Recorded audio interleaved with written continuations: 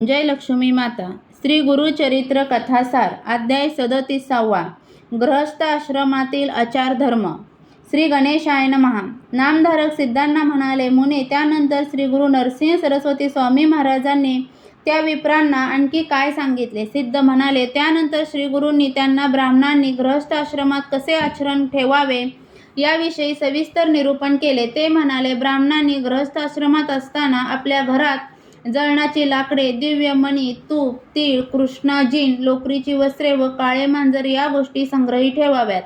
सारस, पक्षी व धेनू पाळावी. त्यांच्या सदनात स्वतंत्र देवघर असावे. ते स्वच्छ असावे. तिथे देवपूजेचे साहित्य असावे. तिथे नित्य रांगोळी घालावी. उत्तम आसनावर बसून घरातील देवांची नित्य भावभक्तीने पूजा करावी.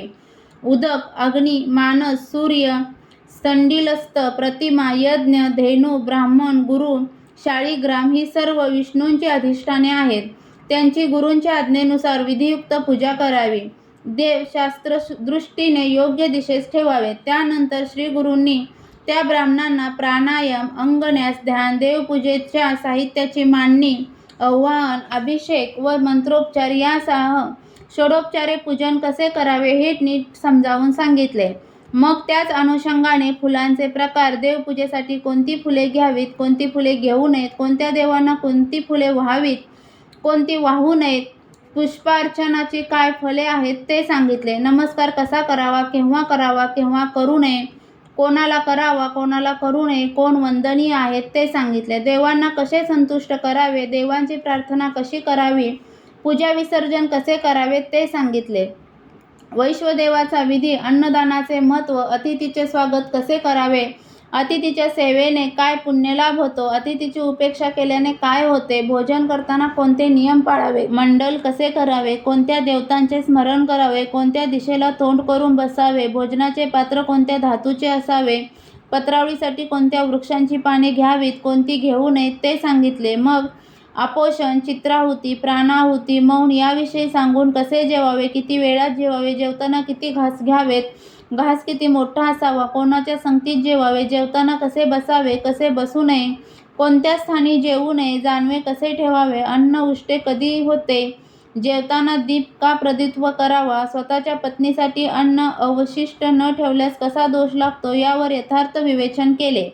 पाणी कसे प्यावे, कसे पिऊ नये, कुठले पाणी प्यावे, कुठले पिऊ नये, कोणत्या ठिकाणी पाणी पिऊ नये, जेवताना कोणते वस्त्र नेसावे ते सांगितले. जेवल्यावर आधी चूळ भरावी, मग हात धुवावे, मुख प्रक्षालन करावे, दात घासावेत असा क्रम सांगितला. काय खावे, काय खाऊ नये, तिथी, वारी, दिवसा, रात्री, कोणते अन्नपदार्थ निषिद्ध असतात, कोणते दूध वर्ज्य असते, पर्जन्यकाळी कोणते पाणी धोक्याचे असते, कोणते अन्न शिळे असते, कोणाच्या स्पर्शाने अन्न अग्राह्य होते, तांबूल कोणी भक्षण करावा, कोणी करू नये, तांबूल तयार करताना पान कसे घ्यावे, तांबूल व सुपारी यांचे गुणदोष काय आहेत, भोजनानंतर काय करावे, झोपण्यासाठी खाट कशी असावी, ती कोणत्या लाकडाची असावी, ती विणण्याचे शुभ मुहूर्त व शुभ वार कोणते, त्याची काय फले आहेत, कोठे कसे निजावे, कोठे निजू नये, रात्री शयन करताना कोणती स्तोत्रे म्हणावी, स्त्रीसंग केव्हा करावा, केव्हा करू नये, स्त्रीसंग करताना कोणती काळजी घ्यावी, स्त्रीसंगाच्या वेळी पती आणि पत्नी यांच्या मानसिकतेचा गर्भावर काय परिणाम होतो